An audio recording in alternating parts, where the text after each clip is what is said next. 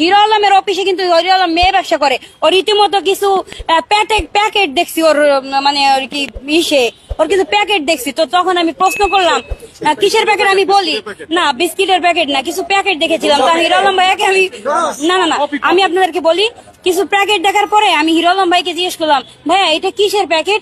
কাকি দেখো আমি তো সবাইকে ভালোবাসা চাই, আমি তো ভালোবাসা না দিলে কাজ করি না।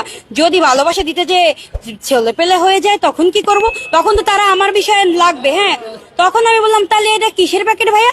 তখন বলতে গেছি এটা এক একটা করে খাওয়াই দি, রাত্রে খাওয়াই দিলে তাহলে আর তাদের বাচ্চা কাচ্চা হয় না। তারা যদি বাচ্চা কাচ্চা হয়, তারা যদি থানায় যে আমার নামে মামলা করে তখন তো আমি ফেসে যাবো। এই জন্য আমি এই 1 ডজন এই কি যেন নরিক্স একটা নরিক্স এর প্যাকেট নিয়ে আসছি। হ্যাঁ, এই নরিক্স এর প্যাকেট নিয়ে এসে আমি ওই যারা আমার সাথে বেড শেয়ার করে তার সাথে খাওয়ায় তারপর তাদের জন্য বাচ্চা না হয় সেটা আমি কনফার্ম আগে হই, যে তাদের মুখে ভালো করে দিয়ে। হ্যাঁ, না না না আমাকে কিছু বলেনি, আমি জাস্ট দেখেছি, আমি তাই প্রশ্ন করেছি, সে তাই প্রশ্নের উত্তরে ভাবে দিচ্ছে। আপনাকে না খাওয়াইতো তাহলে আপনি কি আপনার সামনে না আনতো, তাহলে তো আপনি না না না তার অফিসে আপনারা দেখতে পারবেন, অনেক কিছু দেখলে দেখা যায়। তার অফিসে চাপাই দেখবে